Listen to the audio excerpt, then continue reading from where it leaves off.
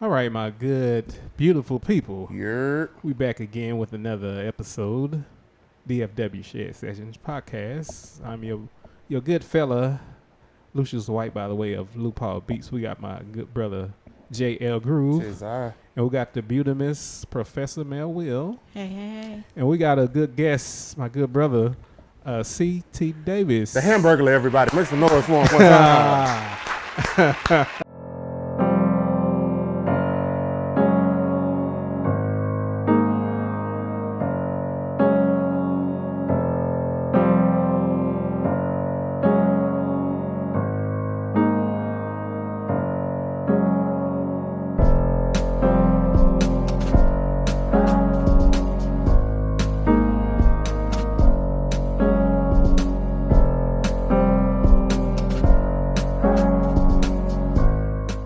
Make some noise for him Yo. one time. Make some noise for him. Yeah, so Keep on scoring them points while you can. this gonna be the smoke tonight, man. Man, Call this smoke night. man, we already know, man. Yeah, man. So Jay, what do you think about this? Is this gonna be the best episode Man, of all listen, time? listen. I know I've It's said gonna it be before. the goat of episodes. I know I've said it before, but I actually mean it this time. Okay, all right. I mean it this time, like for real. I think this is gonna be the best one. I think it's gonna be the best one. I don't like the fact that I don't have my microphone. Like I don't. Because know you what used to, to, yeah, you I don't know. what, I don't know what to do with my hands. So I'm just like, all right. You know what I'm saying? So I don't know what to do. Yeah, man. CT. Feel naked. Yeah, right. No, exactly. Your defense mechanism is Right. gone. Yeah, exactly. All Yeah. of that. Man, we got the good homie CT. This one is a long time coming, man. We got the good homie CT Davis in the building. How you doing, man? Man, I'm doing great, man. It's good to be here. Cool. Thanks cool. for having me. Cool, man, thanks for coming, Yeah. man. Thanks for coming. We definitely appreciate you, man. So I guess we can start from the beginning. And I'm meeting you for the first time today, and Yeah. I saw a couple of your videos earlier, and I take that you dab into the blues. Yeah, man, just a little Just bit. a little bit. I mean, You got a little blues sauce in you. well, I try to keep blues hanging in there like a hair in a biscuit. Man. Okay, I'm gonna tell all you, right, you know, it's yeah. just a little bit at a time. Okay, got you. So how did music get introduced to you? Or how did it all start with you? So I grew up in deep South Alabama, in a little town called Bruton, Alabama. Okay. And my father was a pastor and in the Pentecostal church. Okay. So I grew up singing. I guess the first time I remember singing when I was 3, Oh, okay. 4 years old. And then when I got to be 5, they had the United Pentecostal Church International, upci.org. Okay. They had a general conference, had about like 3,500 people there. And I started singing in front of them when I was 5 at an early age. Nice. Okay. So music has been a part of my life all my life. Got you. So, do you play any instruments or just sing? It's just been singing, or? No, I play instruments. I play a little guitar, but my primary is bass and drums. I was the church drummer Okay. when I was 5 years old. Yeah, that's drums first. Always, Yeah, man, always that's- seemed to be the first Everybody, go-to, yeah. man. Yeah, that's everybody first, man. Yeah. Yeah. Everybody Yeah. gets excited when you're a kid. You're like, oh, I get to beat something, and it makes What's an that? incredible noise. What them things with them shiny rims on it over there? Huh? Right. It looks so tempting. Yeah. Oh yeah, I always did. Mm-hmm. So it was like I wanted to be that guy because that always seemed very important. Yeah. And which it is an important role in the band. Because if you can't keep time, you sure as heck don't need to be playing drums. Yeah, That's for very sure. true. Right. If you ain't got no rhythm, you might as well just go ahead and park it and leave it alone. Yeah. Yeah, that's cool, man. So okay, so you started out in church and all of that. So how did blues come in effect or come apart?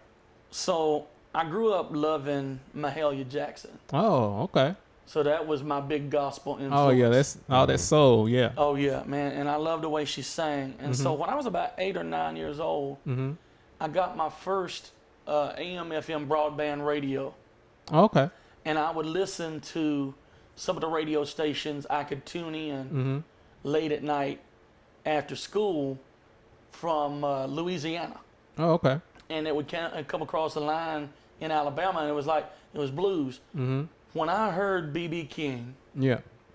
sing 3 o'clock blues, And then I heard his, Thriller's Gone, right? Yeah. Which is probably his most popular song ever. Yeah. I was hooked. Oh, gotcha. I was done. The blues sank its teeth into me, and I'm going, that's what I want to do. Gotcha. Right there. I knew at that age what I wanted to do. So, how old was you at that time? 9. You was 9. I was 9. Wow. And I was like, this is it for me. These are my aspirations right here. This is what I want to do. Yeah, because usually they tell you, if you really in the blues, you really have to really been gone through something. Right. Before you just start sticking and digging blues, but you just heard that soul, man. That soul just got to you earlier. Well, and it's like, I try not to dwell on the things, but like my old man was the perfect, iconic Pentecostal preacher, right? Oh, okay, yeah. And he would go around to different states and set up churches and everything. Yeah. He was kind of, laying a foundation. At home, he was highly abusive to me. I remember when I was 7, he told me that he didn't want me. Told my mom, said, like, if you had told me in time, because my mom was 24 years younger than him. Oh, wow. Okay. So my dad was like old. Yeah. And so he was like almost 60 when I was born. Yeah. And he resented me because he had already had previous family, previous kids, wife. So he wanted to be babied, I guess, for all intents and purposes. Right. Yeah. And so then he decides to take it out on me. And I mean, I went through a lot, and I won't get into too much detail because I ain't trying to drag everybody down. Yeah, it's all good. But it's like, if anybody does have a right to sing the blues, I do, because I went through a lot. Got you. Right. It's funny you asked that question, man, because it's like, like you said, blues is for people who went through something, and then you have this age of everybody want to talk about appropriation. Yeah. You know what I'm saying? So you got this big white dude from one of the most racist states. You know what I'm saying? Singing blues. Yeah. Right. You feel what I'm saying? So and that was I was gonna kind of ask something along the lines is like what makes you. And now, mind you, I'm not saying that, people can't dabble in music, right? I'm not saying like, hip hop ain't just for black people. Yeah, This rock just ain't for, whatever country ain't just for white people. Right. And this, that, and the other. But, blues hit different for a lot, especially your older black people. You know what I'm saying? Because, like I said, the roots of where that come from is literally the blues. You know what I'm saying? So I was gonna kind of like try to be like, hey, so you this big white dude, why art? Why do you feel like you can? But he answered that. So, oh yeah. Because I mean he been through something. I've known CT for a little bit, man, and probably hands down one of the most solid dudes I've ever met, man. One of the most solid dudes. Like I tell people all the time, we went to separate schools together.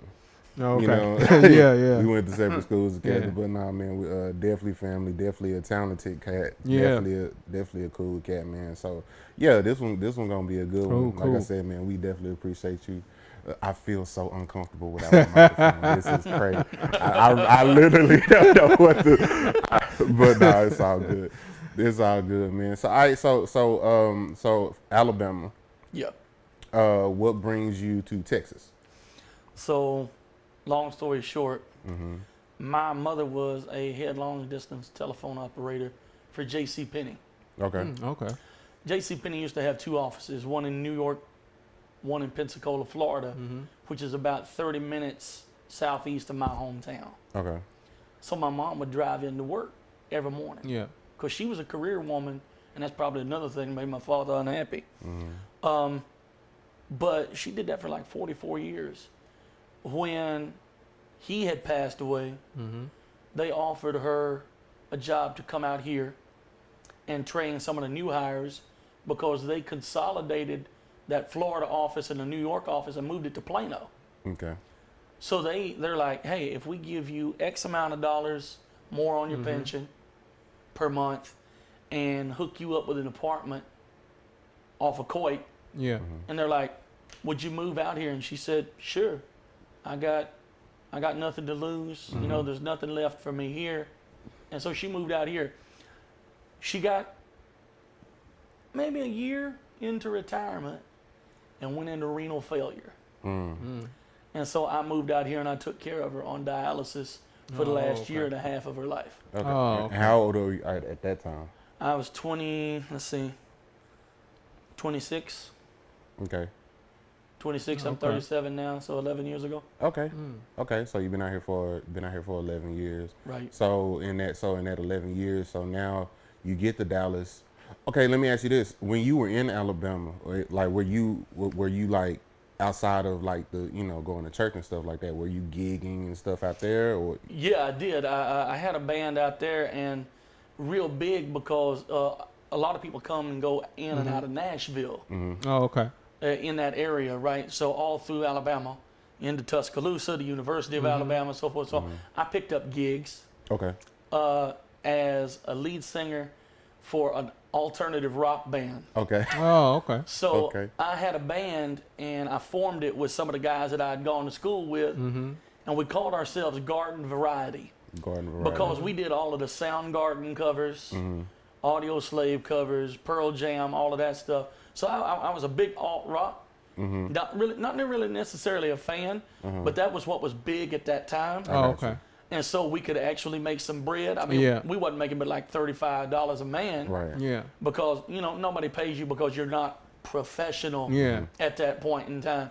Thank God now I know better. Right. Yeah. But then that's what I was doing. So that was like my first big band that I was in, because it was really cool for me to be the one to come up and create it. Yeah. Because I had a bass player who's like, man, I don't know, man, we got some killer cats that can sound good, and they play this, they play that. And I'm like, well, I believe I can sing anything. Because I was, at that time, I was primarily either singing gospel or country. Yeah. Which I'm not a big country fan. Yeah. It's just not my thing. It has its place. But I think after 1995, all good country music died. Now that's just... I got you. Okay. Yeah. That's a personal opinion. Right. But that's what I was doing. And then I still had the love for the blues. I wanted to do blues. So the only way I could do blues was to find the local like karaoke bars or karaoke competitions. And I would sing, some Sam Cooke tune, and they're like, this is an alt rock guy. Yeah. And so they knew then, they're like, wait, he's got multiple faces of different music, and it was what I loved. That's what's okay. up. Yeah, that's cool. So what would you say? Well, I mean, even though it's been 11 years, what would you say? Because we're about to get into like how you're coming up in the Dallas scene. What would you say is one of the biggest difference between the Dallas music scene and maybe like the music scene in Alabama from when you remember it? Out here is more busy. Okay. It's definitely back home is laid back more. Okay.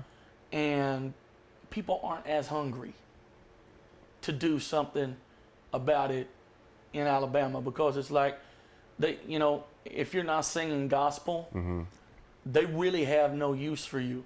And that's the way they act. It's like, if you're not singing country, if you're not singing gospel, we're not into it. Yeah. Oh, okay. And so we found a couple of places that were into what we wanted to do, but now like they love blues and they love soul, but to be honest, if you're not in the right part of the state, because some parts of the state aren't colorblind. Right. They're really not. Right. And I mean, they just still, they're still segregated to this day. Yeah.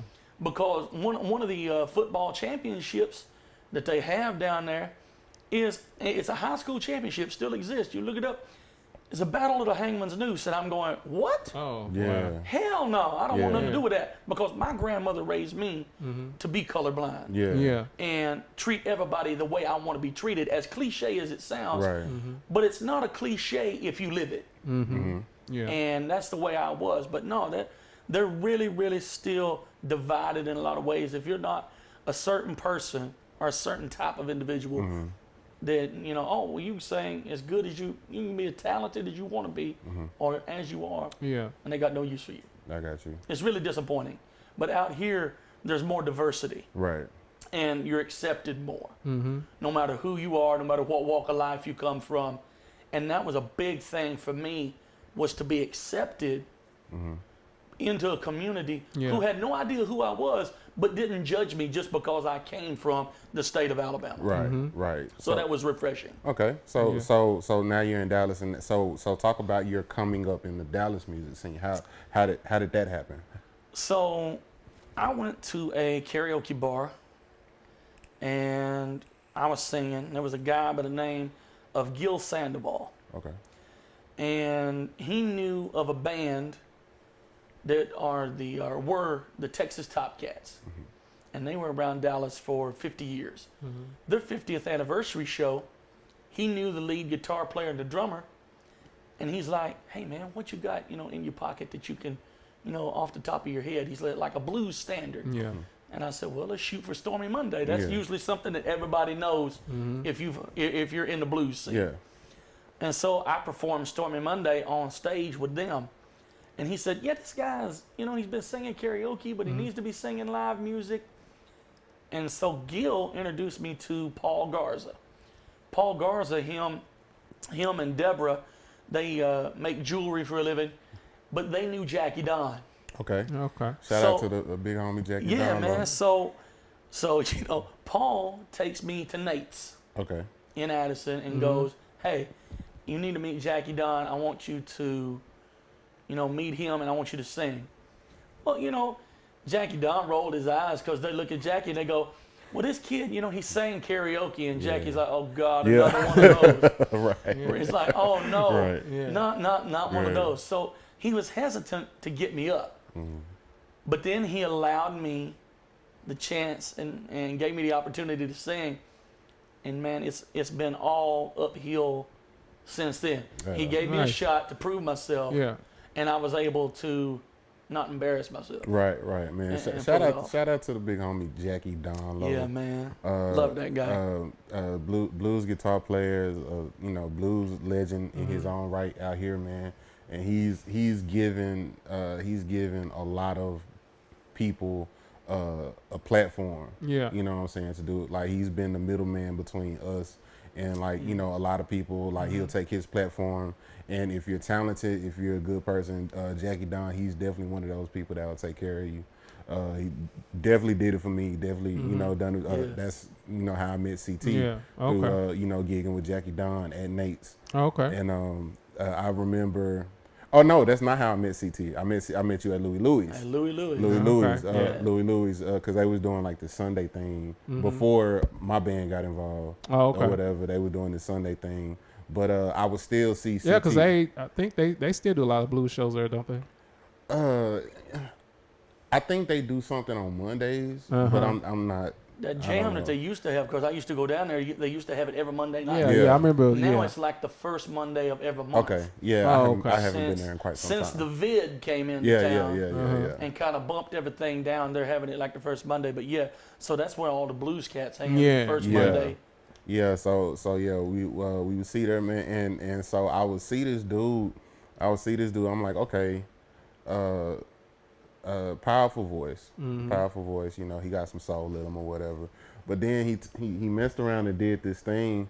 He said, "Band, break it down." The band broke it down, and he stepped away from the microphone. And he's just walking through the crowd. But when I tell you, his voice is just as loud. Oh, wow. Okay. You know what I'm saying? It's like this motherfucker singing from his nuts. like his voice is just as loud as, you know what I'm saying? And I love when he do it because even though people try to duplicate it, but it just doesn't. It doesn't fare the same. But it's like. You're in a bar or restaurant, people talking and they get loud and stuff like that. And it's like, that's kind of his way of saying, hey, well, y'all shut the F up, respect the stage. Yeah. Because he walks through the crowd saying, like I said, and then he'll be all the way back at the bar, but we can still hear him. Oh, so we can still keep time, and we can still, and then he comes back to the mic, and then we turn it back up, man. But yeah, man, he like blues powerhouse. It fits him. It fits him tremendously, man. For sure, like if you've never seen CT Davis perform, you definitely have to. It's definitely a sight to see for sure. You definitely. Yeah. So speaking of that, do you have a residency or a place you usually perform at, or? Yeah. So every Wednesday night, I'm in Richardson, Texas, at a Okay. place called the Forum, Forum Forum Pub, and I've hosted for over a year now. Okay. The Powerhouse Blues Jam, and it's every Wednesday at 9:00. Oh, okay. And they came to me and they're like, "Hey, man, we believe in what you can do as an artist. We would like to give you the opportunity to share the stage with some other musicians. Would you mind running a jam?" And I said, "That's great." And I sold them on the idea. I said, "What if you give me an extra amount of money for a special guest?" And they said, "I tell you what, we think that's a cool idea. Who do you think you can get?" And I said, "Who do you want?" Right. Yeah. Because everybody knows me now, thankfully, because I'm not where I was. Ain't necessarily always in life where you want to be, but thank God I ain't where I was. Right. Yeah. So moving forward, they're like, "Man, yeah, do this, do that." But that's every Wednesday night, 300 North Coit Road, Okay. Suite 260, the Forum Pub. I'm there every Wednesday night, 9:00. Come Okay. see me. Yeah, I've had the pleasure to be the house drummer for it, man. Like I said, you got a lot of musicians that come through there. A lot of musicians. The crowd love it. The people love it.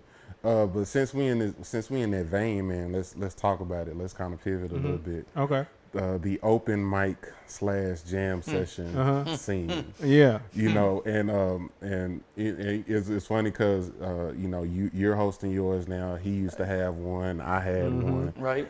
You know what I'm saying? So, what's one of your pet peeves hosting a open mic / jam session? Well, let's start with the understanding of most people, and that the incompetence of the human mind never ceases to amaze me. Okay. Dynamics.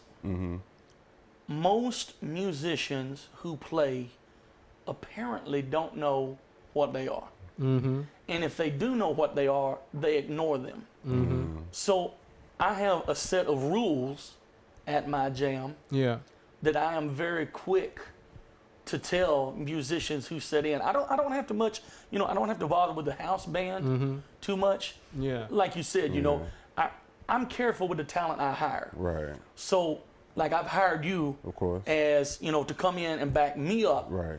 Because I believe in what you do. Right. Because I want to set myself on stage with people who are as good as, if not better than me, because that makes me push to be better. Yeah. Right. Which is what every artist should do. Right. Yeah.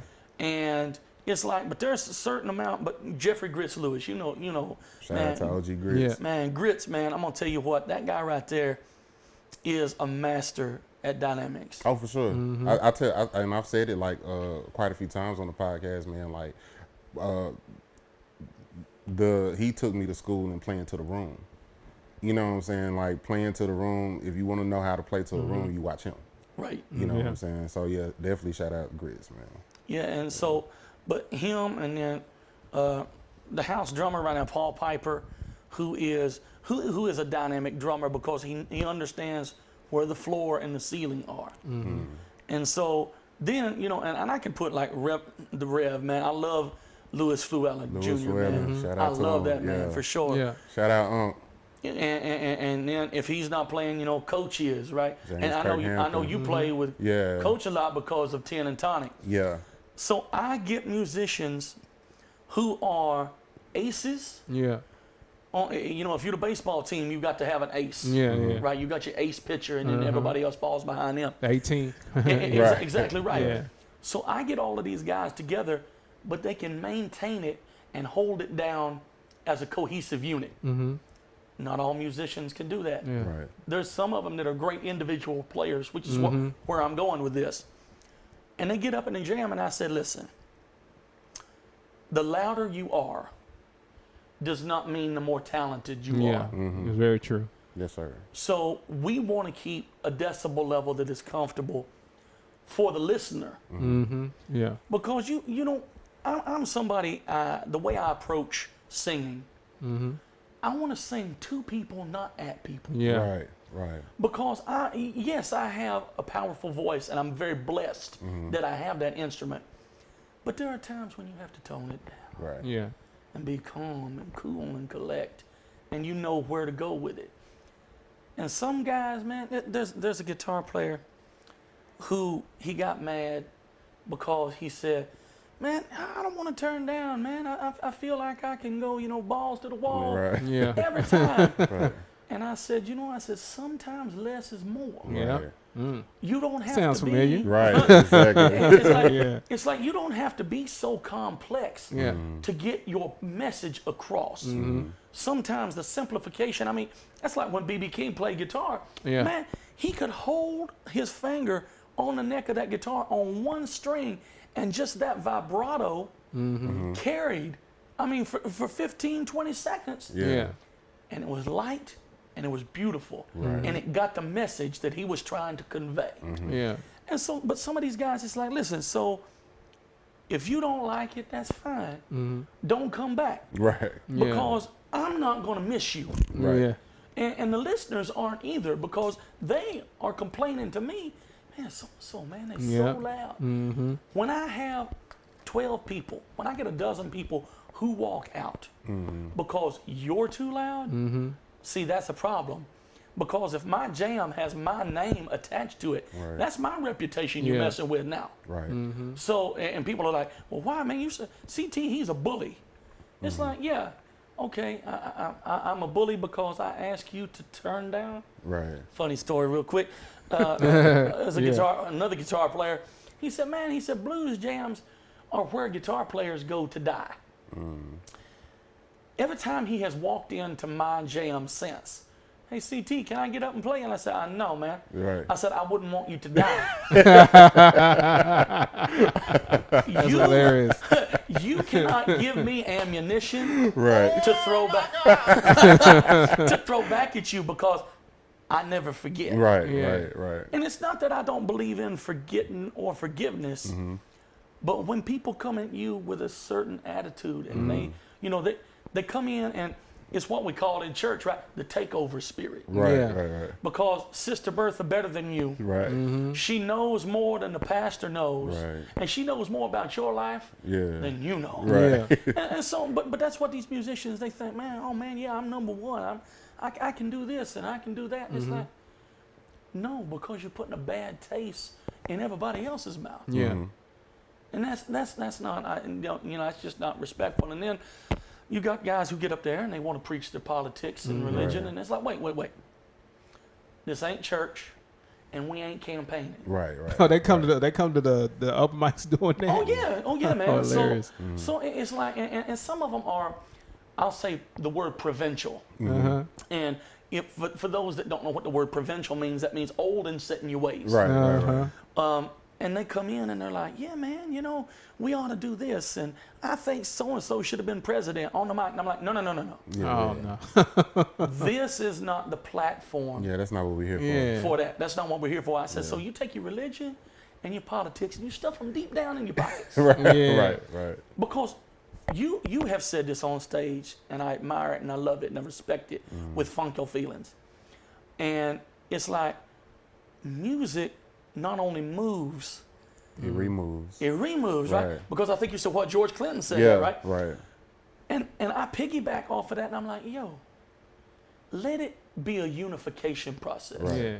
Because that's what it's supposed to do. Exactly right. It's like it's supposed to bring us closer together to enjoy something together. It's like, so if you got divide, and divide and conquer is your thing, my jam ain't the place for you, bro. Yeah. Right. And I've got no bones about telling you so. Right. Which I'm not everybody's cup of tea, and I'm fine with that. Right. But you will always know where you stand with me. Right. I'm never going to lie to you to make you, number one, feel better, or, not, to save your feelings, because sometimes you need to know, because you're going to do two things.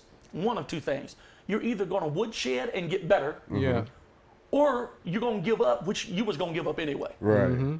At that point. Yeah. So I'm not brown-nosing somebody to make them, more comfortable when they're making everybody else uncomfortable. That's just not right.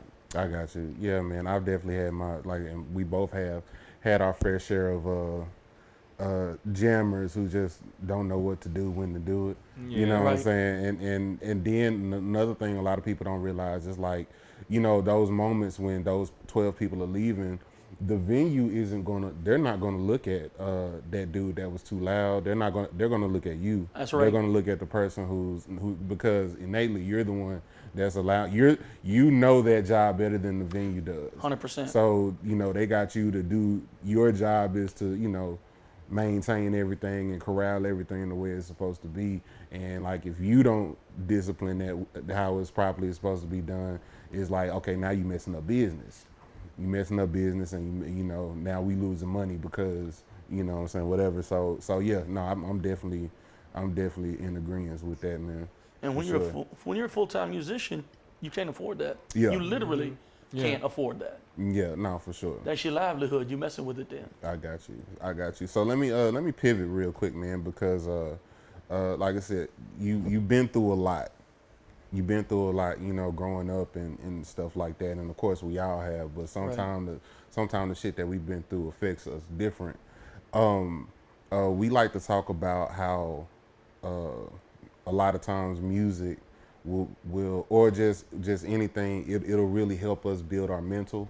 It'll really help because we try to be big on mental health and overall physical health and stuff like that. So it's like, how has just being able to do the thing that you love, how has it helped you mentally?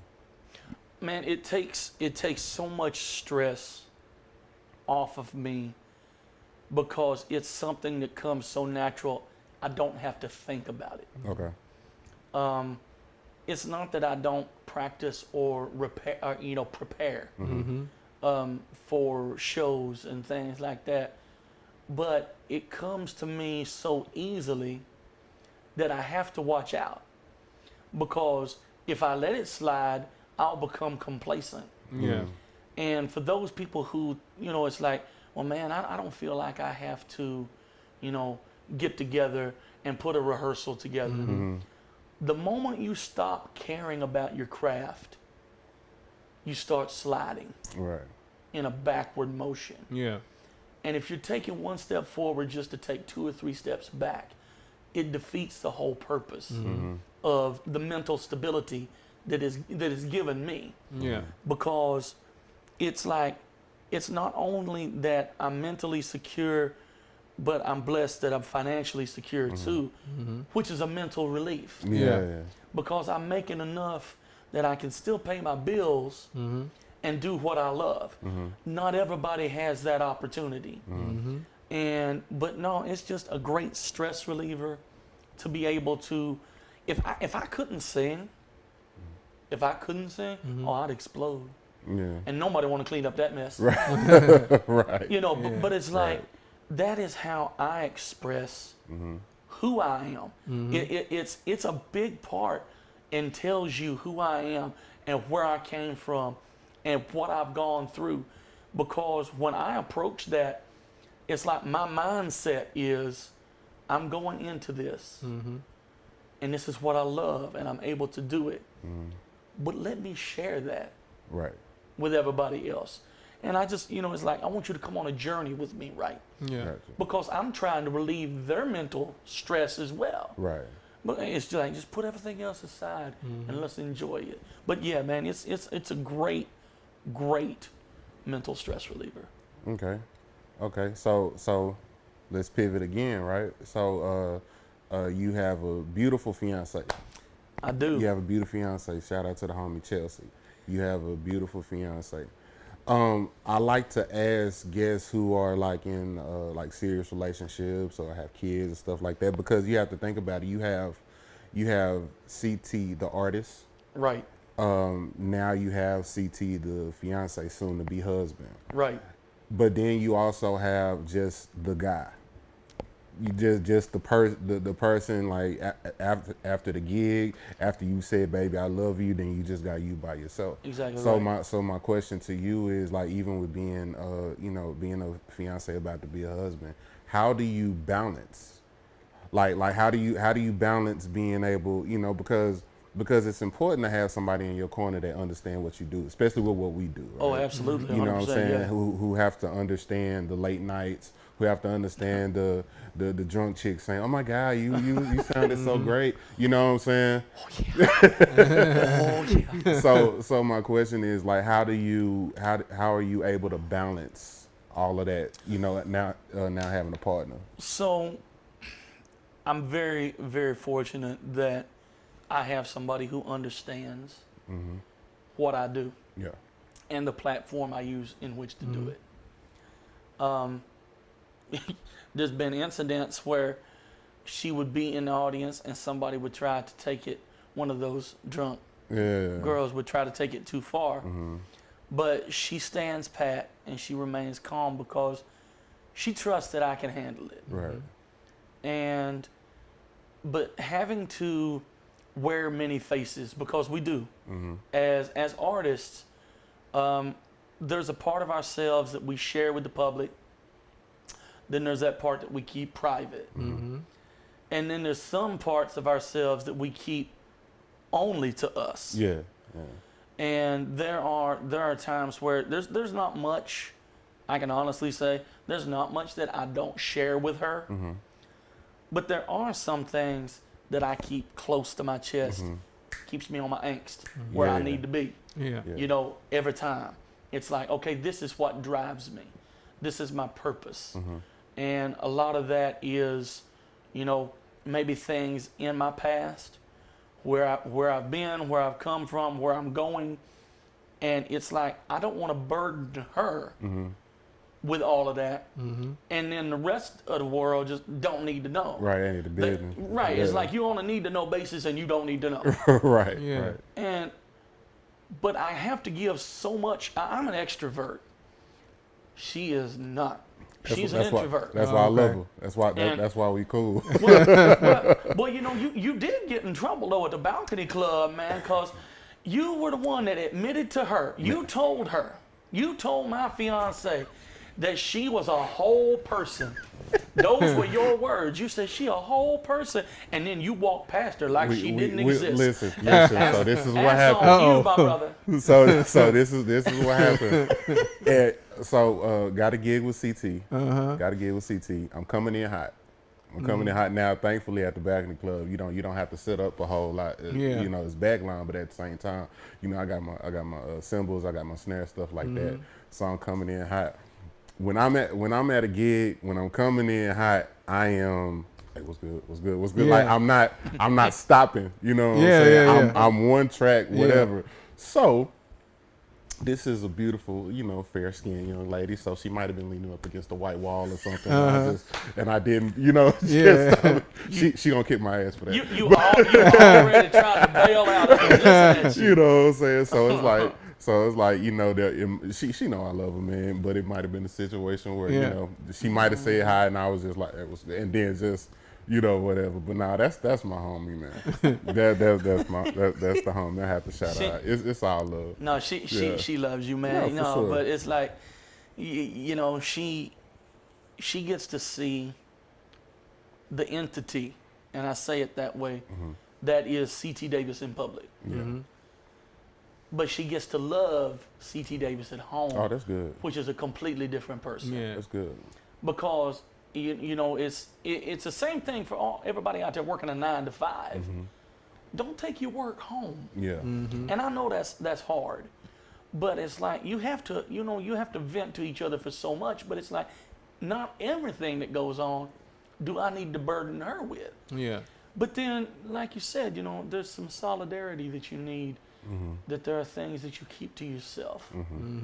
And, you may not always, let me say it like that, you may not always keep them to yourself. There might be a time and place where you get to express that part of yourself. But you also need to keep some of that reserved where it's like, I need me time. I need downtime. I need to be able to shut down. It's like, I do love the moments when she goes to work and I'm at home by myself and I can crank up an amp and pull out a bass and write down some music that gets that out of my system while she's gone. Yeah. Because it's not that I don't necessarily want to share that with her. Right. Or won't eventually, have my own label and share it with the rest of the world. Yeah. But for right now, I need that me time. I got you. Yeah. And I think we all need to do that as artists because we sell, and I say sell, because you sell yourself. Right. We sell so much of ourselves, we have to be careful that we don't lose ourselves. Yeah. For sure. Because your mind is an open trap. At any moment, you can get lost in it. You have to be careful. Yeah. No, for sure. That's what's up, man. That's some good that's some good knowledge. I have to tell you a story, and I'm gonna go ahead and do it because I know it's in his back pocket. So I'm gonna go ahead and do it. So I'm playing a gig at Nate's jam session for Jackie Donlow. So this is probably like I want to say my maybe second or third time playing this. I'm still fairly new in this particular circle, right? Yeah. So Nate's first of all, shout out to Nate's Seafood in Addison because their food is freaking amazing. Yeah. So but some of their food can be a little bit heavy. So your best bet, what I'm saying, you probably want to get there early. Yeah. Grab you something to eat or whatever. So what I like to do when I go to Nate's, I go there early. I go early, set up, then I grab me something to eat. I know what you're telling Because I know you about to do it. So so I'm gonna go ahead and take that card away from you. Go ahead. I'm gonna go ahead and take that card away from you. Go ahead and testify, brother. Go ahead. So mess around, went, set my stuff up, ate good.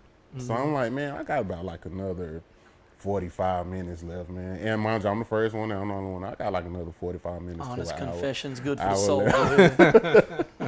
I'm gonna just go to the car, take a nap. Yeah.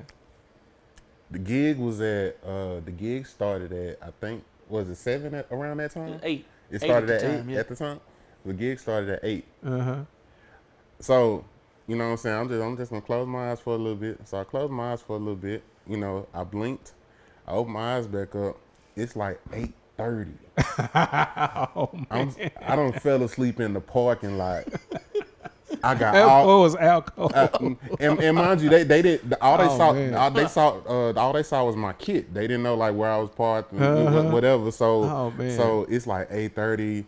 I'm out of there, dude. I'm out of there. Like I got all these missed calls. I got missed calls from CT. I got missed calls from Jackie or whatever. And I'm like, I look at that and I'm like, bro, I'm finished.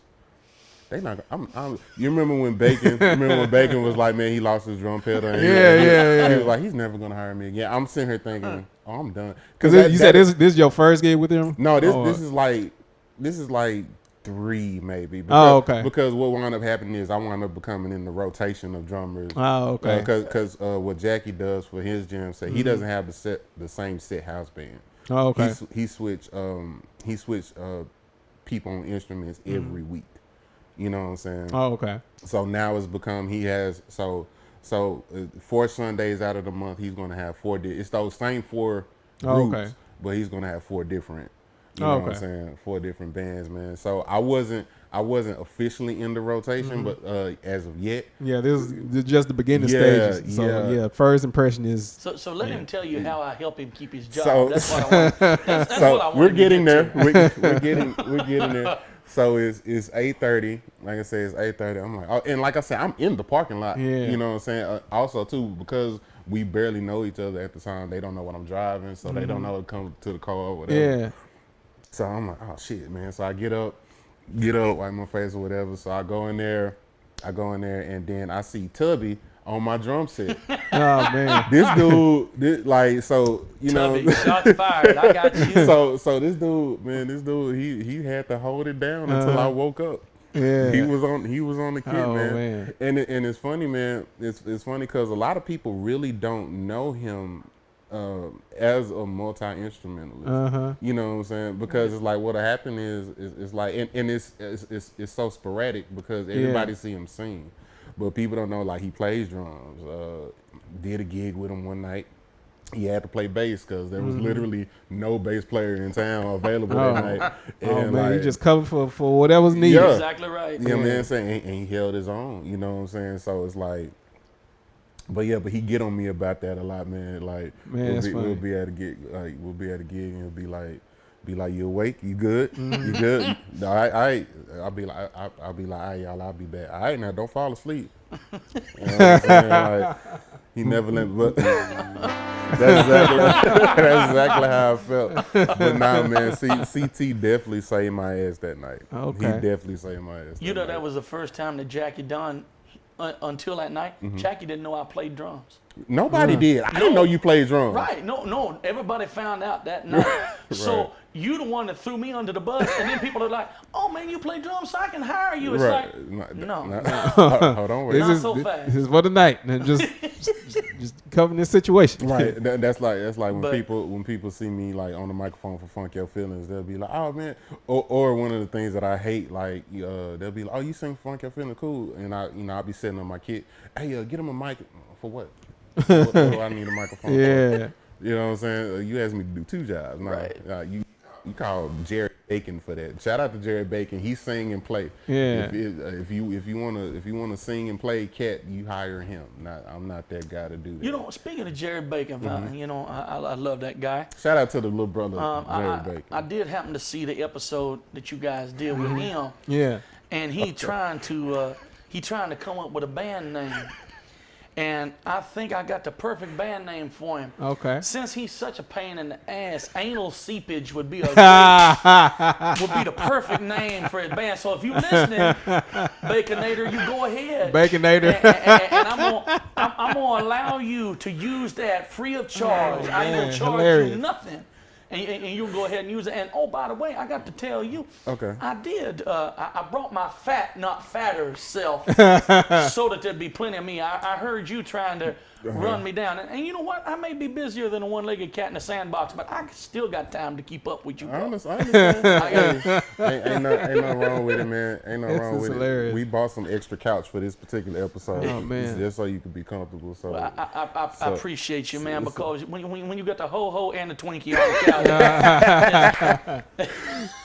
CT got a steak sandwich in his glove compartment right now. Oh man.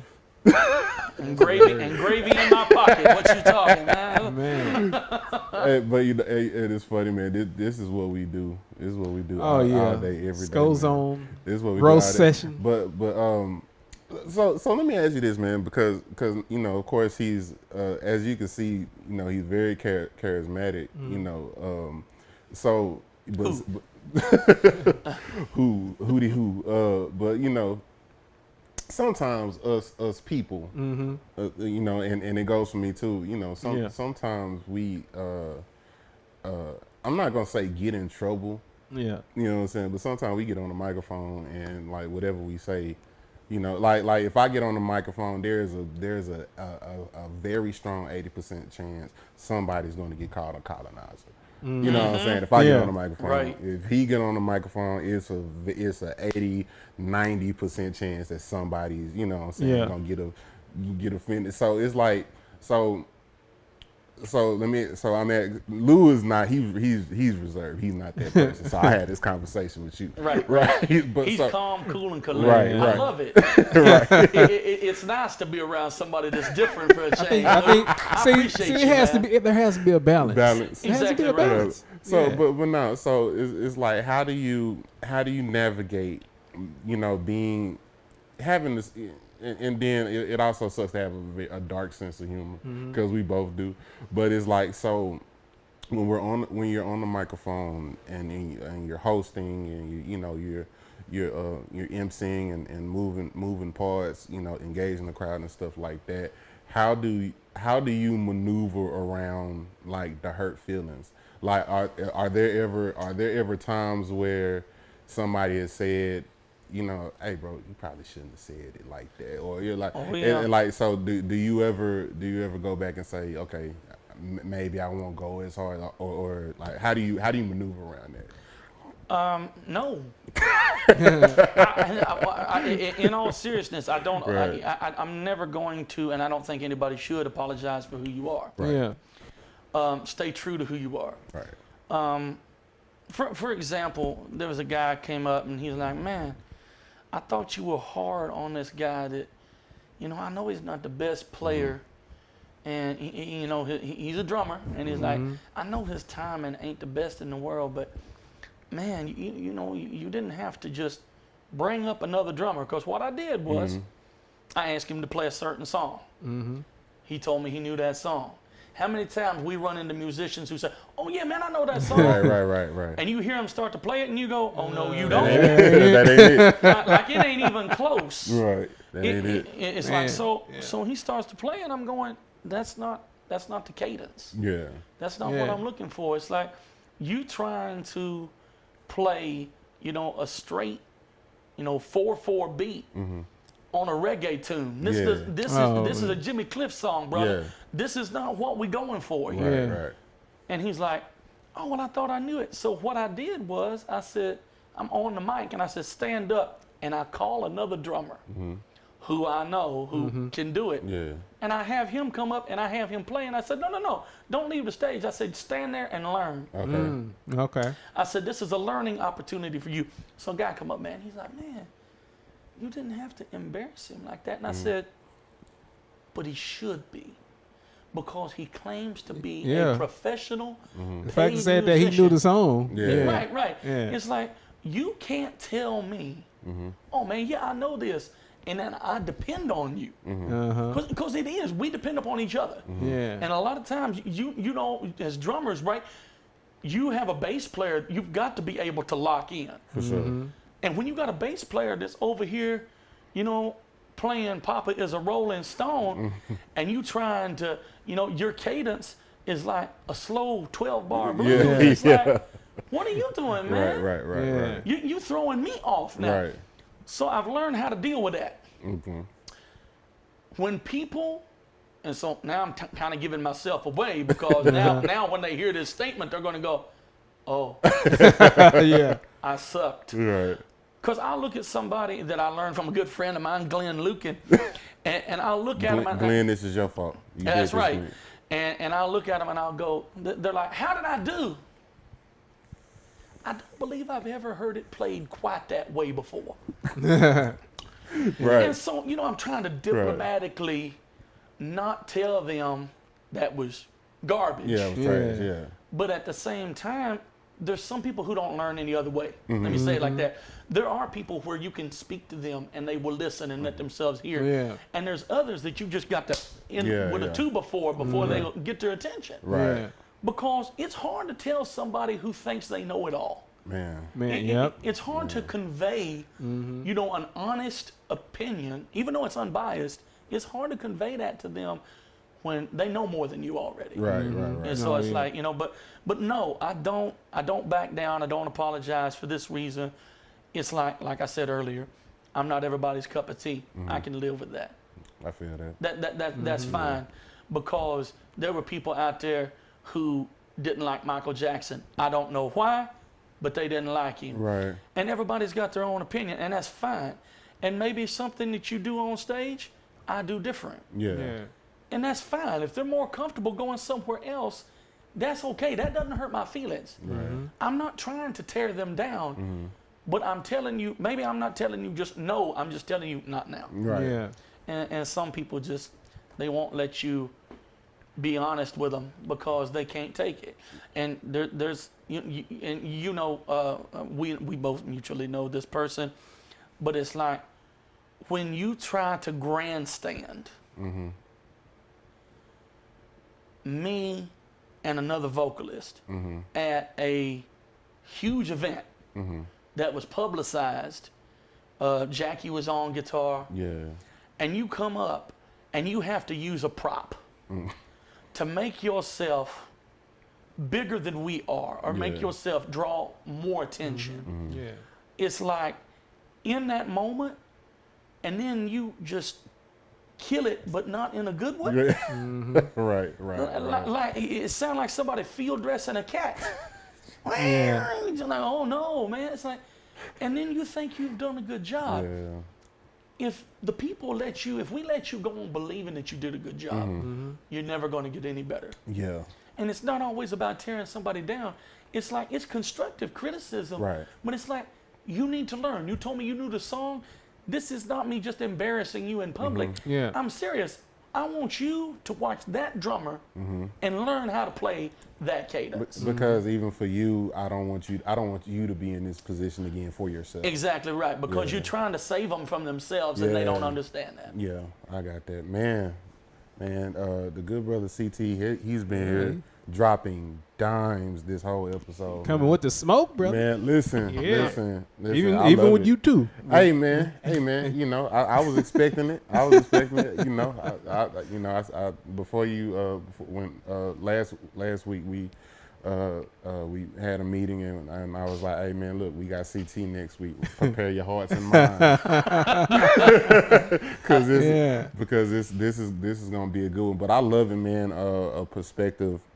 You know, his perspective on everything, man. I just love it. But listen, we got to take a real quick break. We got to take a real quick pause for the cause. Y'all don't go nowhere. We're going to be right back. We got a lot more of CT, which that's funny to say, a lot more CT. But we got a lot more. We got a lot more, you know what I'm saying, conversation with the good brother CT Davis. Don't bust that nut just yet. We going to be right back.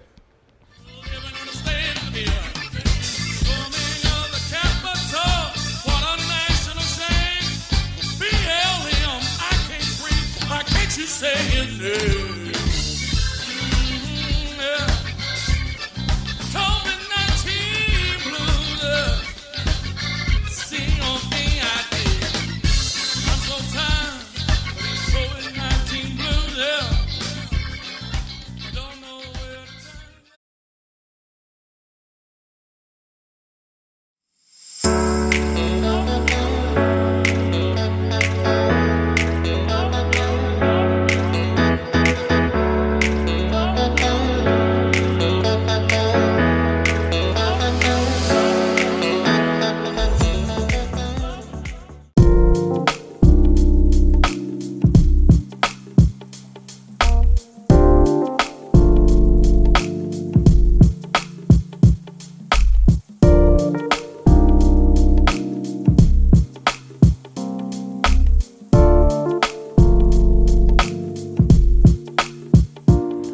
See, I'm a photographer.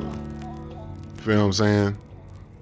So if they say a picture is worth 1,000 words, it's my job to make sure they hear every last one of them. I got you.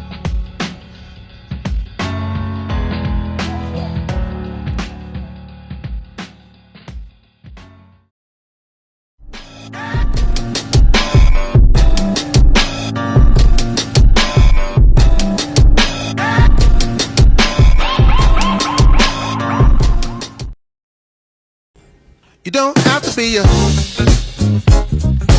used to be my angel, then you switched. You don't have to be a used to be my angel, then you switched. You just switched it to a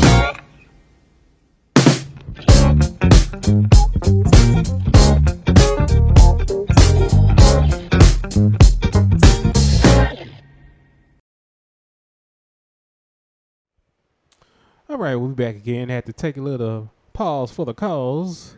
It's good old DFW Shed Sessions Podcast. So make sure you guys subscribe to our YouTube channel, DFW Shed Sessions.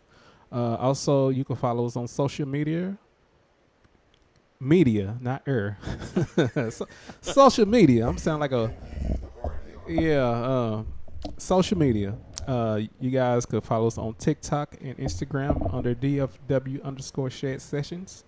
And you can also follow us on our Facebook page under the DFW Shed Sessions FB page. So let's get to these social media plugs. Professor Mel Will, where can we find you on social media? You can find me on all social media platforms under Professor Mel Will. Oh, plain and simple. That's how we like it. Sweet and quick. Sweet and to the point. Yeah. Okay, so my good brother J Ell Groove, where can we find you on social media, my good Yes, brother? sir. I am on Facebook, Instagram, J Ell Groove. Who is J Ell Groove? Which is Tizai. If you want to ride this funk train, you can holler at me on Facebook and Instagram at Funk Your Feelings. It's FUNKYO Feelings. If you want to dabble in one of my conglomerates, whether it be photography, videography, we got merch on deck. If you want to dabble in some of this funk couture, or anything like that, you know what I'm saying? You know, representing, good brother representing, whatever. That's a custom one, by the way. We had to put together like 3 shirts to get that done. But Charge you about a yard instead of an inch. but now, man. But yeah, Another Groove project, which is another one of my projects. So also Facebook and Instagram, Another Groove project. Nice. So Lou, what about you? Oh, who, me? So yeah, you can find me on social media. You can find me on Instagram and TikTok under Lou Paul Beats. I do also have a YouTube channel, Lou Paul Beats, and also I do have instrumental hip hop music available if you like to check it out on all music streaming Is platforms. that gospel? If you want to be, I mean, it's instrumental. I mean, it's some soul to a couple of them songs. It ain't gonna be popping in Alabama. Yeah. Yeah. I know that. Yeah. Well, but anyway, but if you're in Alabama and you happen to see this video and you decide to have a change of heart, just go ahead and go and put in Lou Give me a Paul chance. Beats. Just give me a And chance. just give it a chance, Exactly. man. Hold down means something completely different where I'm Yeah, from. man. It's, All right. just get it for Stream 99. That's all, Stream 99. Hilarious. That's funny. Yeah, so my good brother, CT Davis, where can we find you on social media, my Yeah, good man, brother? I am all over social media on Facebook and Instagram at Blues Powerhouse, BLUESPOWERHOUSE. And you can find my monthly schedules posted there. You can find Nice. all of where I'm going to be and having such a good time. Nice, man. So okay, so I know earlier we was talking about these issues you dealt with far as musicians or drummers, like at jam sessions or that you work with. Mm-hmm. So as a artist and I guess like a lead over a band, so what are like the biggest red flags you dealt with just like as a higher end bringing in a musician or drummer that that's a no? Learning to value what other artists think is a good fit for you. Okay. It's like, oh man, yeah, you need to hire so and so, and that's like, no, that's not always the case. Yeah. So Yeah. taking somebody's word, but players who know how to complement each other. Mm-hmm. I'm not looking for any solo acts. Mm-hmm. I'm looking for somebody who can make the collective Okay. sound good. And I've run into a couple of those guys where it's like, oh, it's all about me, Mm-hmm. and they always overplay, and it's like there's no room for you on my playground. Okay. Yeah, man, that's what's up. I definitely agree. Because a lot of times what'll happen is, so it is cool to get recommendations from your fellow band members and stuff like that. Right. But then a lot of times you'll get somebody, you'll get that recommendation only because they cool, only because they're friends, not necessarily because the talent. Exactly. You know what I'm right. saying? And then, like you said, it's important. Like, there are some people who aren't as versatile in their instrument. So you might have that cat that's cool with this particular genre, but then don't really know how to move around in another one. Right. You feel what I'm saying? Like he might have killed. And I've made that, like hiring people. I've made that mistake before. I went on and I saw this person killing this one genre, and I'm like, yo, yeah, they'll be super. Perfect example. Had a cat, dope blues player. You know what I'm saying? Blues, and that's why I saw him from blues all day, every day. Right. Killing them. And in my mind, it's like, okay, if you know what you're doing, it shouldn't be that hard to translate blues to funk. It shouldn't be that hard. Yeah. You know what I'm saying? But at the same time, like the thing that separates the genres is the feel. Right. How just how things feel. Even if the time signature is 4/4, they should still feel how they're supposed to feel in their respective genres, right? Exactly right. You know what I'm saying? So dude killing in the blues scene, and then hired him for a gig, and he just wasn't doing it with the funk music. You know what I'm saying? He just wasn't doing it. So I understand completely, man, what you're saying, and I agree 100%. And if I could piggyback off of that to say something else, is that also I like if I'm going to get someone to back me up and they can't make the gig, I don't need you to feel that higher. I want you to let me know you can't make it, and I will replace. That's how it should be. Because I don't need to get to the gig and you're not there, and you have had somebody else fill your shoes that may or may not know my set list. Right. Because then that puts me in a compromising position.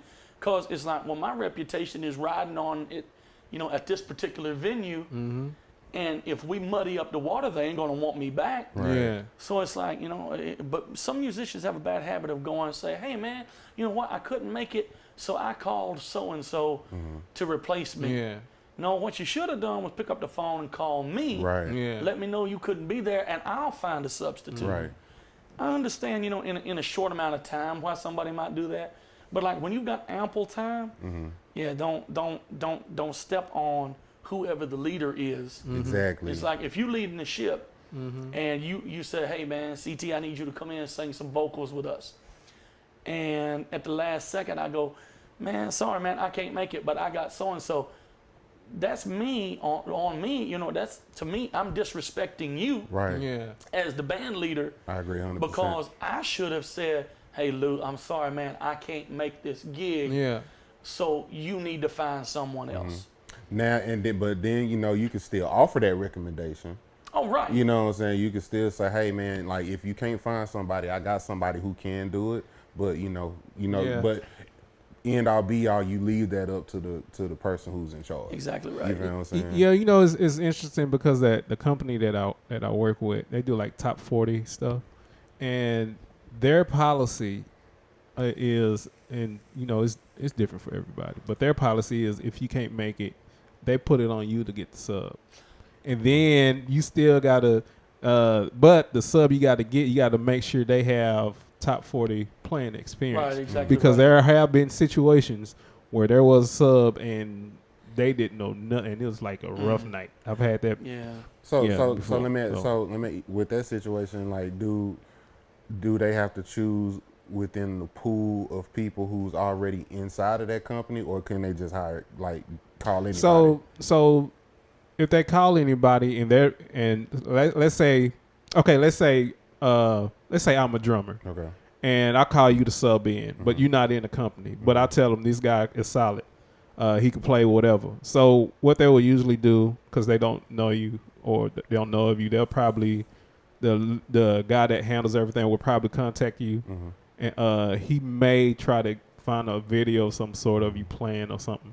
And then they'll go from there. Okay. But but as long as you have the experience of being able to play the repertoire of music, you'll be good.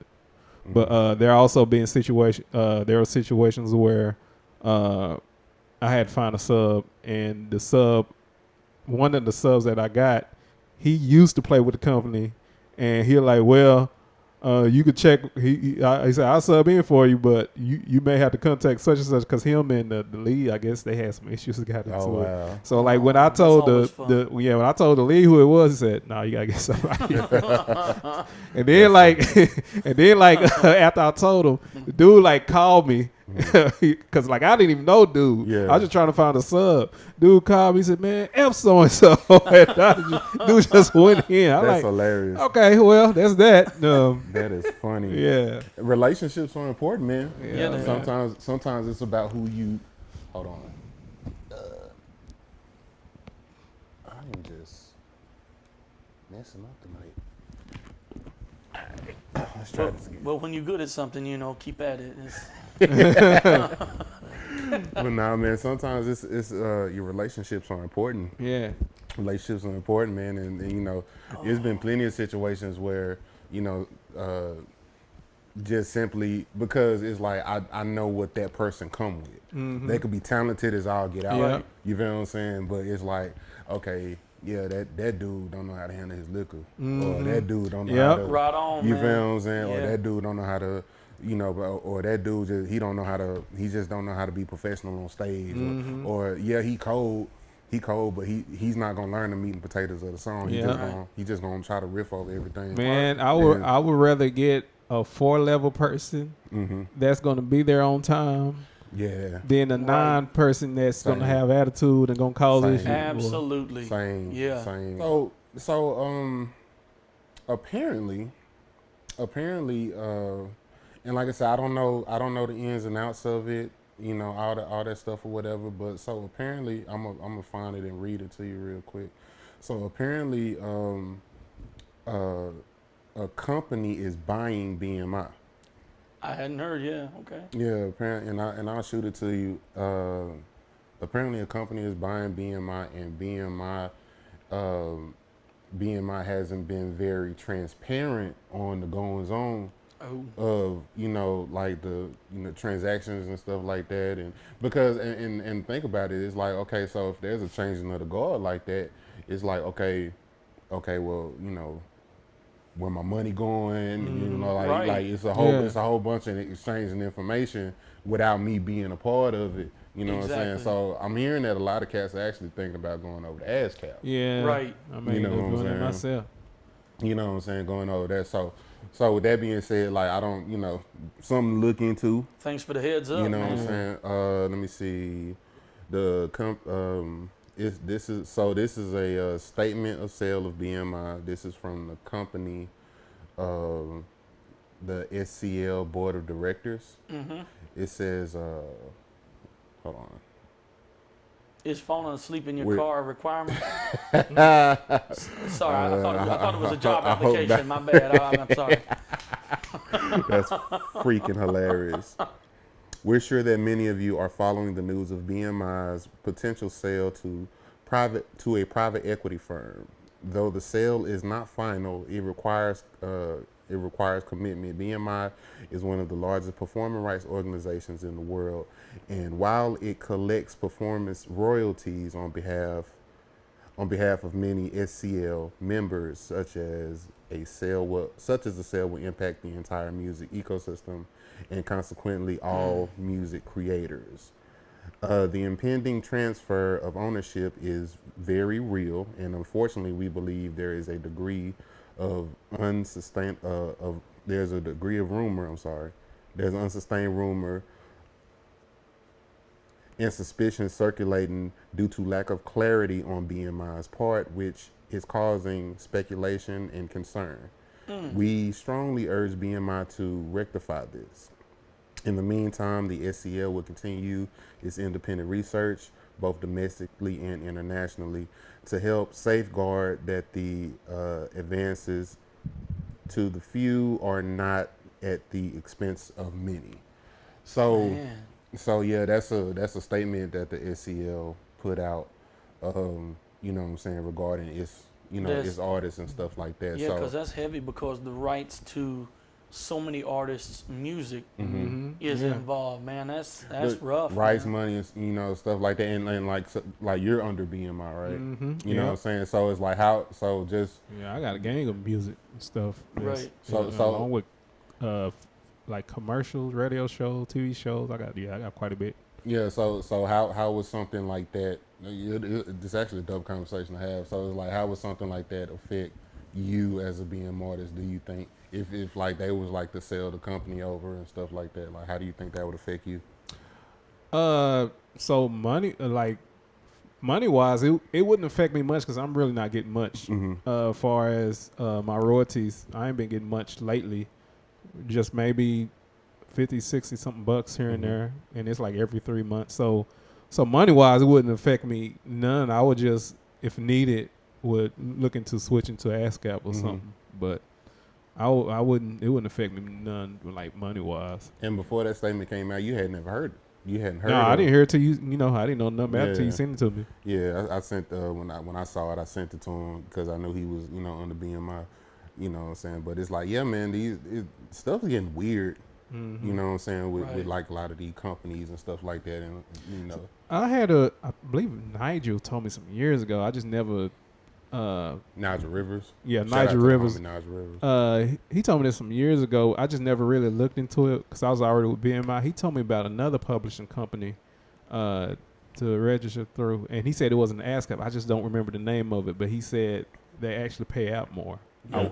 I will have to. I may have to contact them to see what the name of that Yeah, publishing company is. Let's find that out, man, so we can put some of these cats on game, man. Like, you know, we the goal of the podcast, we like to talk about, you know, it's not just music and being on stage, but of course there's a business side to it. Yep. And you know, I know I feel, a lot of us feel like, you know, as talented as, you know, if we're just talking about, it's everywhere, but if we're just talking about Dallas Fort Worth, a lot of those cats that are, you know, talented don't have the business ethic behind it. Right. Don't have the business ethic behind the talent. And so like what we try to do, you know, we try to make sure we try to give some type of information, some type of game, as, you know, other than just, you know, being on stage. Well, that's important. Yeah, most definitely. You know, that's important, but, you know, also that the stuff that the people don't see, the back end is stuff. You know what I'm saying? So yeah. But for sure, what's the project? What is it going to be called? So it's going to be, it's going to have my name attached to it, CT Davis, and it's going to be the COVID-19 Blues. The COVID-19 Blues. COVID-19 Blues, and that's going to be the main focus. And then I'm going to do another solo project, and hopefully that one's going to be like I Bleed the Blues. Okay. Because it's a song that I wrote years ago that just it's now got a chance to surface and get some air and breathe it in, and it should be real good, man. But I'm looking to do it for sure the end of this year. What does the COVID-19 blues sound like? Like what's the thought process behind saying, okay, yeah, COVID-19 blues, So the Rona blues? That's what I want. So Grits Lewis wrote the music. Okay. And he's like, man, I got this killer, like New Orleans, you know, bluesy jazz, street blues sound. And he said, I need some lyrics to go with it. And I said, okay. I said, let me hear it. And he said, now this was we've been working on this since COVID. So this has been 3 years in the making. Okay.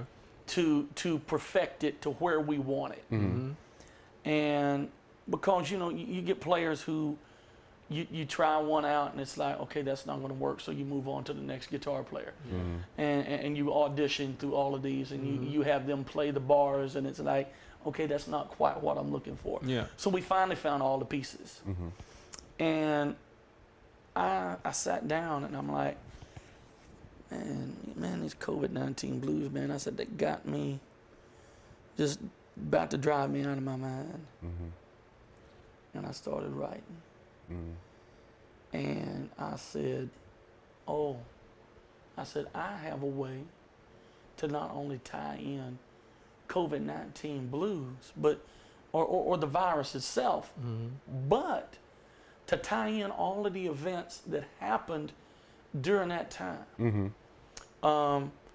BLM, George Floyd, all of that is mentioned in the lyrics I wrote. Okay. Is because it's something that is very, very, I'm very passionate about it. And it's my perspective on the way things, you know, the storming of the Capitol, all of that is in the song. Gotcha. And it's my perspective of how having to deal with the COVID-19 blues, you know, taking, you know, food off my table and money out my pocket and all that. It's like, it's all right. Oh, you about to piss some people off. Oh, yeah, absolutely. But I've been doing it for so long now, it's kind of just habit forming at this point. It's regular. I got you. That's what's up, man. I'm definitely looking forward to hearing. You know, man. Looking forward to hearing it, man. Because that's another thing about CT, man. He has a nice pen on him too, especially when it comes to the blues. I've seen dude get on stage and just make up some shit that's right there on the stage, and, Okay. and it went over, and it's like, hey, bro, who sung that? It was me. You know what I'm saying? That was all me. You know what I'm saying? But yeah, so yeah, that's what's up, man. Yeah, Definitely man. looking forward to doing that. Okay, so I have to do this, man, and then we're gonna go into our segments. So of course, we told you that you were gonna come here and do an interview, and that's what we've been doing. Right. That is not the only reason that we called you. We more so wanted, I don't strip. Oh darn! We don't have enough camera. We don't strip either. You ain't got that wide angle Right, lens right. built in. I understand. But nah, man, we do have a zoom in though. That'll probably. But no, we definitely just wanted to simply give you your flowers, man. Now we don't have real flowers to give you, nor do we have fake ones to give you. However, we just wanted to let you know that we see you out here. We're very selective on who we call and who we get on the couch and chop it up with us, man. And we want to know we see you out here. We see you doing what you're doing, man. We love you. We definitely appreciate you. You are talented. I've seen you, me personally. I've seen you since you come in to the scene, and then I've seen you now. I've seen you grow as a musician. I've seen you grow as a performer.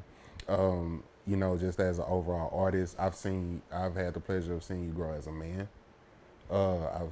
Just as a person. And like I said, I think you're a solid dude, one of the most solid dudes out here, man. And just wanted to give you flowers and say we appreciate your contribution to the community, man. You're doing some good stuff out here. You're a good person. You have a good person on your arm. You know what I'm saying? That's helping you with that, Yeah, man. So yeah, man, we appreciate you, man. Y'all clap it up one time for CT Thanks, Davis, man. man. Clap it up one time for him. Appreciate you, man. Yeah, for sure. For sure. All right. So, now that BS is out the way. So, but It's like I didn't really mean it, but I meant it. it's a script that It's like I have to say it to make the show look good, you know. it's all good.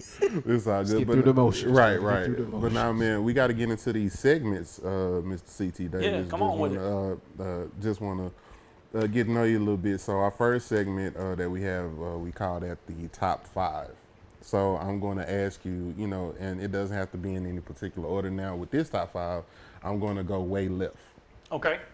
You are a football buff.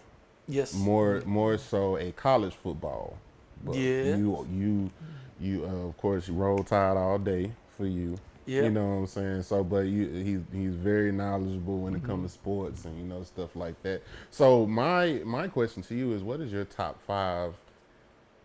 What is your top 5 of all time? Okay. Of all time college football teams. Doesn't have to be any particular order. Do you want certain seasons, or do you want just the teams? Just the teams overall. Overall, I'm gonna say, man, you know, it's like shout out to all the fellow, you know, alums out there. Roll Tide, University of Alabama. Yeah. Cause you played with them at one Right. point in time, right? Yeah. Right. So it's like Florida State, Okay. Shout out. Okay. Shout out Seminoles. Florida State, yeah. Man, I love like Ed Reed and all those guys, man, that came out of the University of Miami. Yeah. Love the Hurricanes. That program was just different, especially back then. I could, you know, powder Bacon's behind and say Michigan, but it's not gonna happen. You know, I'm not gonna change his diaper in public Right. like that and say, "Oh yeah, Michigan." No, I'm sorry. You know, a team that I think doesn't get enough respect that's out on the West Coast, and that's UCLA. The Bruins have a really, really good program all the way around. The way they treat their athletes. And it's gonna be tough. You know what? Alabama A&M, the Bulldogs in Huntsville, Alabama. Okay. They are a small college. They're an FCS school, but I have seen them just, you know, that have to be my top 5 right Okay. there. I love it when. Like, for example, I could throw Alcorn State out there, who produced my favorite quarterback of all time, which was Steve McNair. Right. And for the pros, it's like, I love the Titans, right? Yeah. Dipped and died Tennessee Titan fan. I love Steve McNair, Eddie George, Frank Wycheck. All those guys to the day I die. Right. That's my team, ride or die. Love them. But yeah, I would have to say the University of Alabama, Florida State, Miami, UCLA, and then I'll give some love to a small school at Alabama A&M. Is that a big rivalry, Alabama and Alabama A&M? No, they've never played as far as I know in history. No, but I'm just saying, as far as the city of Alabama, is that like a? Well, Alabama is a state, not a city. Jesus Christ. He can't help you out of this one. It's all right. But no. Hilarious. I'm just saying. I definitely did. I did say that. Yes, you did. Yeah. Open mouth, insert foot. We'll see if I edit that out. We'll see what happens. Yeah. But It's no, definitely going in the shorts if you go. I know. Going in the shorts. I know. Jesus Christ. the reels, I'll look for it on TikTok. Jesus Christ, Jay. Come on, man. But no, that's no. It's really not like the biggest rival that the University of Alabama has is Auburn, because they're so close. The cities are so close to each other there. That's why every time they play the Iron Bowl, man, it's a hardcore. I mean, the closest thing they get out here in Texas is Texas OU, right? That Red River rivalry. Yeah. That's close, but man, the Iron Bowl, I've played, I've seen it, and man, it's a different gorilla. Oh yeah. It really is, because if you're not prepared for it. It's like gout in your feet. It will sneak up on you, and then you can't move, man. It's rough. I got you. All right, man. So moving on, our next recurring segment, we call this playing in the wrong key. This is our version of what grinds your gears. So what's that one pet peeve? I know you have many, but what's that one pet peeve as a musician, artist, that you have? What's playing in the wrong key for you? Venue owners who take advantage of entertainers. And the reason I say it like that is because of this. Venue owner thinks most of the time that they are paying for the 3.5 hour, 2 15-minute break, 4-hour show that they get out of you. That's not the case. There is time, money, equipment, practice, talent that is invested in our field. And I get so tired of people who say, oh, well, it's not a real job. So y'all out there, next time somebody say that being an entertainer is not a real job, I want you to slap their mama in the mouth for me. So, Preach, Doc. Right. Because it's like all of that hard work. So you take your gear, because like we've discussed, I play drums, right? It's like I load up my gear. First of all, I had to pay for that gear. Then I invested time to, increase my talent to get better at that position. Then I load that gear. I drive to the location, which ain't always close. Right. Boy, rarely have close. Right. It's like sometimes, most of the time, I'm going an hour and a half out of town just to make $100. Yeah. Then I unload the gear, set it up, play the show, tear it down, load it up, drive back, unload it. There's like a 15-step process that goes into this. And then I've heard venue owners who are out there and they go, well, don't play cover music in our establishment, and because if you play cover music, they put it out there in public for Facebook. You can go look it up. And it's like they put it out there. They said, I know exactly what you're talking about. Yeah, anybody who plays a cover tune said, man, you a cockroach that deserves to be stepped on and squashed. It's like low level cockroach. He said cover artists and DJs are low level cockroaches that deserve to be stepped on and squashed. Oh, where's that at? The owner, it's in Richardson, I think. Yes. Owner made years ago made this long post. The corner of Beltline and Plano Road. So you gotta do original music at this? You gonna do original music at this Oh. Yeah. Yeah, and It wasn't like that when they first started. It wasn't like that. It wasn't like that before. But me personally, I think they just simply didn't want to pay the ASCAP tax. Yeah. That's what I think. Exactly. He tries to come off as just this music. Can't play shit. Yeah. By the way. Oh, But he tries Yeah. to come off as this music purist. You know what I'm saying? no talent hack. Yeah. And you and I have both been there. Yeah. Yeah. And but that's what a lot he of cats said. stopped playing that too, man. Yeah, they after, did, man. You know, after that, but I used to play it all the time, but yeah. I made this long post. And you know what? I in good faith, because I didn't have a contract at the time. I was still, young in. I was doing what I called at the time the C.T. Davis Project. Okay. We weren't the C.T. Davis Powerhouse Blues Band at that point. That's the Godzilla that we became. Yeah. But that wasn't who we were then. Yeah. And Coach was playing keys for me, James Kirkhampton. And so I had to pay my band out of my pocket, because he said, well, you don't have a contract and I'm not going to advertise, but the 60 or 70 people you brought ain't enough for me to make enough money to justify paying you. So he stiffed me on the gig. That's crazy. Oh, And, wow. and I'm going, wait, what? Well, at the time I'm going, dude, what? Your word is not your bond. Yeah. And I said, you know what? I said, that's fine. And there's been other venue owners who told me that I'm not allowed to have any brothers in the band, or I can't play there. And I said, so I wouldn't go back to that venue. So venue owners and the way that they perceive things.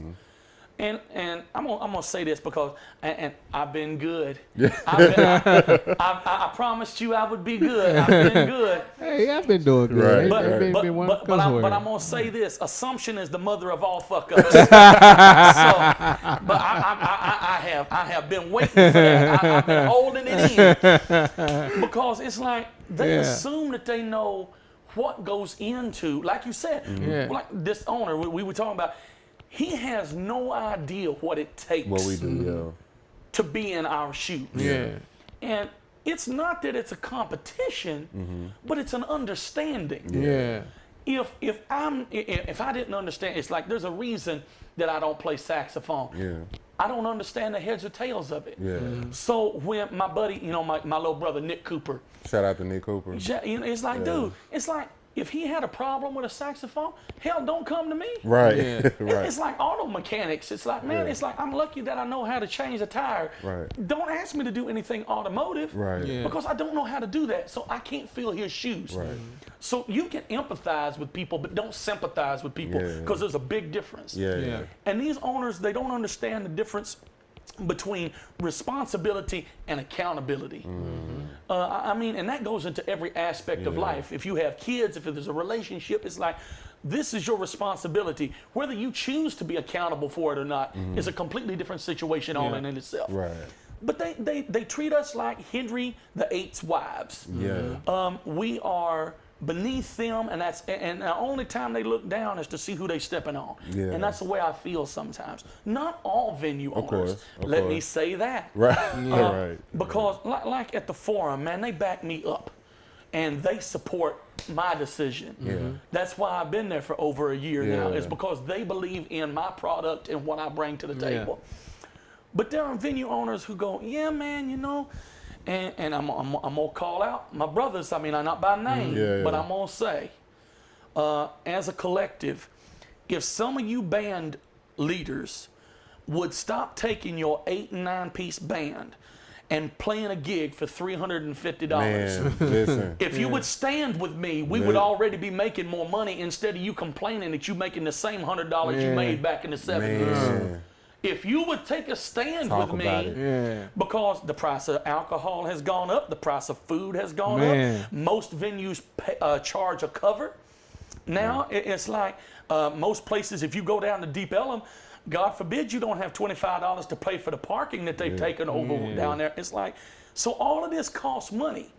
and you don't want to give a band, or you don't want to give me reimbursement for the parking. You don't want to give me any kind of cut on my food. You don't want to give me any kind of percentage on drinks. Yeah. Not that I'm trying to, get loaded on alcohol, unlike some, that I know. Jesus Christ. But it's like, you're going to charge me $3.50 for a Coca-Cola, one damn Coca-Cola? Yeah. And here I am trying to support your venue. You don't want to advertise. And They expect you to do all that. Yeah. Right. It's like, why don't you help us out, man? It's like, if you're disappointed in the crowd, maybe you should put a little effort in. Yeah. Because I know this as a business owner. Yeah. When I grew up with my family, I'll tell you honestly, this is what happened. We had 3 family cafeterias, and we franchised out 7 Waffle Houses.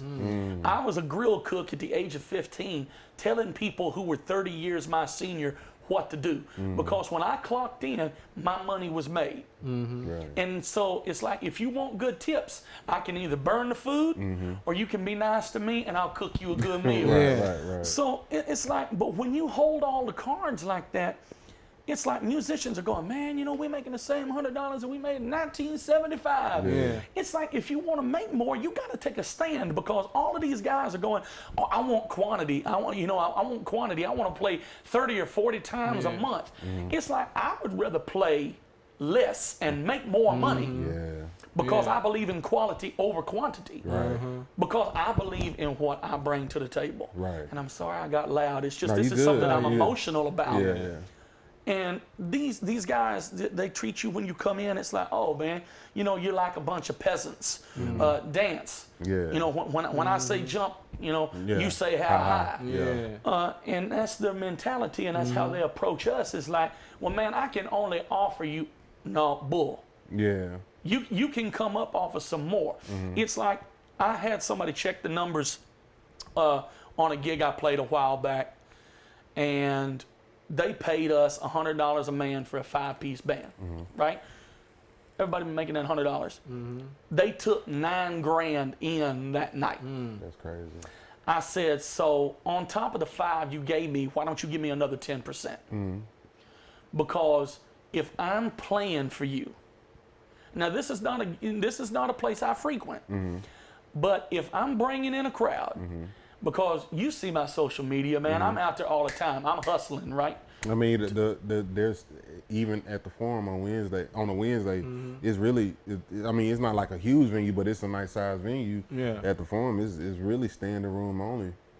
Oh, okay. Yeah, They put asses in seats. Yeah, and we pack it out, and the owners, man, Ron, And that's every Wednesday. shout out to Ron Skolick and Pete Mulligan, man, for believing in me, and they are great owners that do have my back. I love those guys. So does David Lucky at the Balcony Club. Shout out to David Lucky. No, it's like, there are certain venue owners like that will support you. But I played for this guy, and I'm like, dude, I said, man, come on, man. Come up off of it, because it's like, you done padded your pockets Yeah. 10 times over what you paid me. Give me that little bit incentive so I can pay my guys more. Yeah. Because Grits, man, live out there past Commerce, right? Yeah.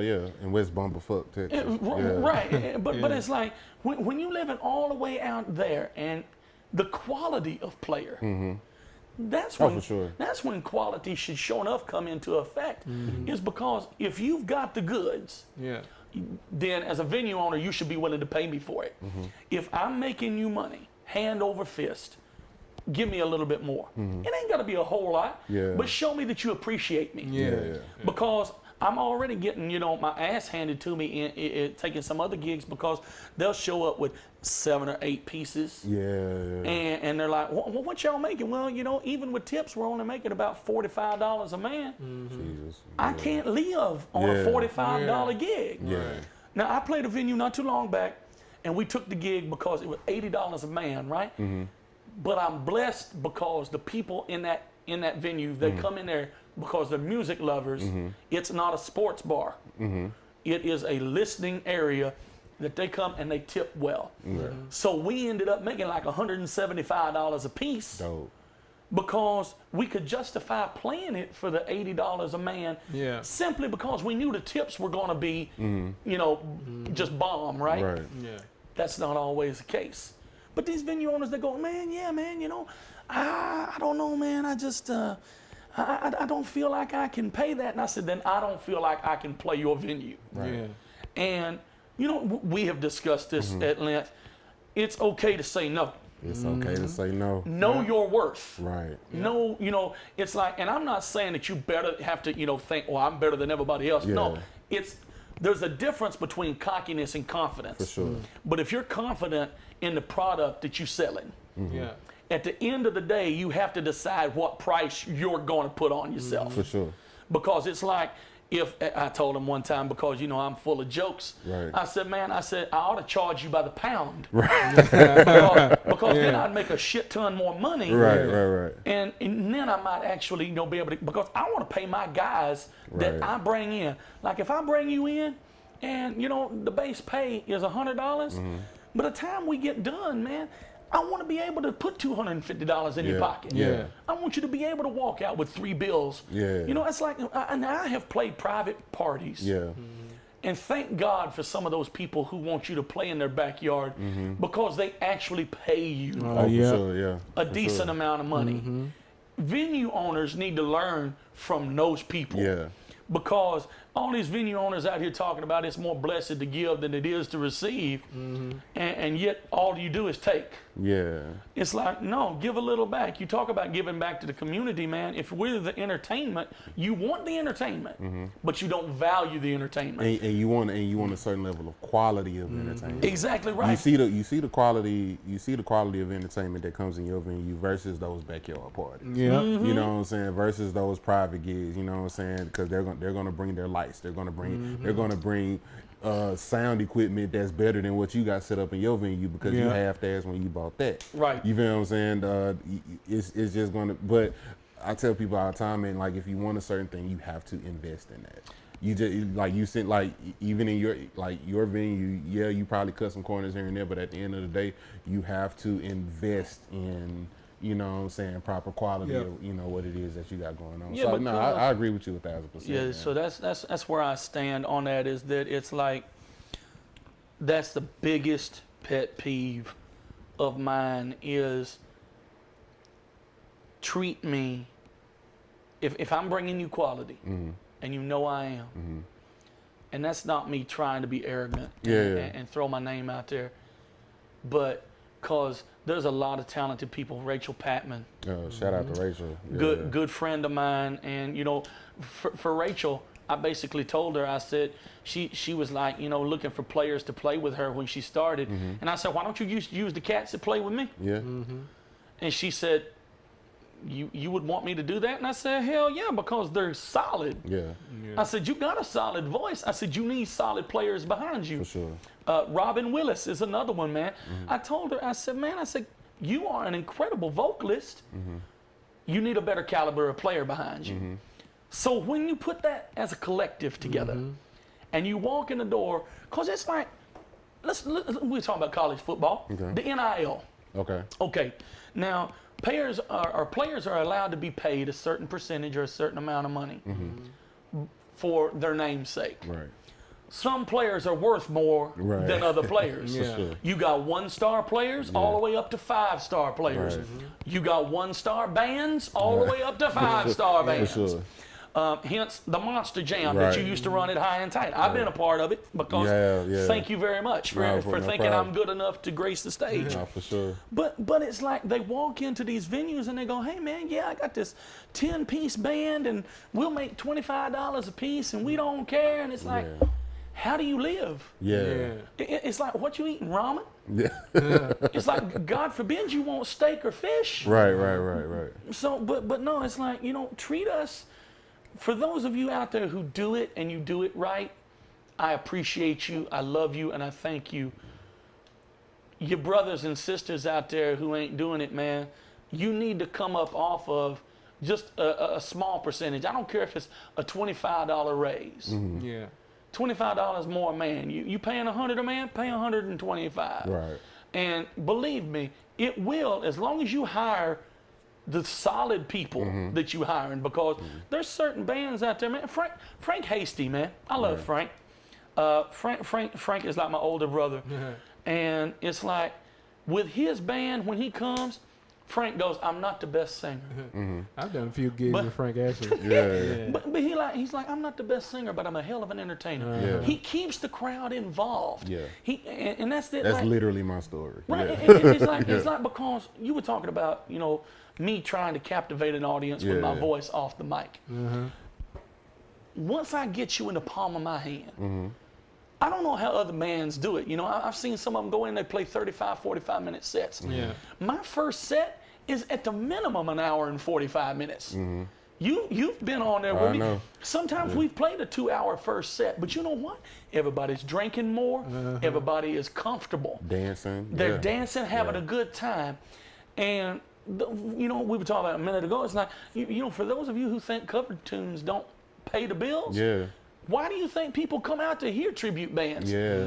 They want to hear something that's familiar to them, that they can sing along with, that they can tap their foot to. So it's like, things like that. But yeah, that's the pet peeve, and I'll shut up. I'll stop, riding a dead horse and coming in for the funeral. But it's like, that's the one thing. If you want me to respect you as an owner, respect me as a musician. That's I mean, you ain't saying nothing slick to a can of oil, man.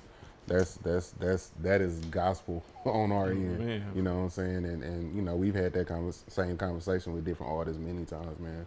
Sometimes these venues you got to tighten up. Now, of course, and you used a very important word throughout your monologue, quality. Right. You know what I'm saying? So peons, this conversation is for you. Right. Bands that, half-ass and, don't do what y'all supposed to do on y'all end, this conversation isn't for you. This conversation is for the ones who go out there, put in work, all that stuff. This is, yes, they deserve a certain, the utmost respect, especially if we're the ones that's basically carrying your venue. You know what I'm saying? But yeah, for sure. All right, CT, we got to move on. Don't shut up just yet. We got one more question for you. We call this one Gig Tales. Okay. Good, bad, ugly. What's that one gig experience that you can think of that you had? Narrowing it down to one. Ooh. Let's see. Oh, I'll tell you what. So there was a gig that I got through an ISD. Okay.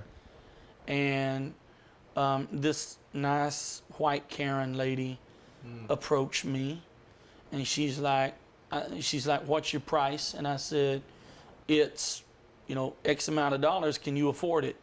Because I was making sure we all walked out of there with about $500 in our pocket. Yeah. I got Jackie to play guitar. Shout out to Mr. David Wright, Memphis, my brother. David Wright. I had him on kit. He was playing drums. Grits was on bass. Mr. Jim Lancaster was on keys. Okay. And Nick Cooper was on sax. Cool. And that's a solid squad. Yeah, man. And me doing what I do on the vocals. We went out into BFE, a part of Texas where when we got there, I was waiting for people to pull white sheets. Wow. Oh man. And rope out, man. I mean, I felt uncomfortable. Yeah. For the class of people, and Grits came to me, and Grits was like, "Hey, Doc." Hey, Doc. And you could hear him.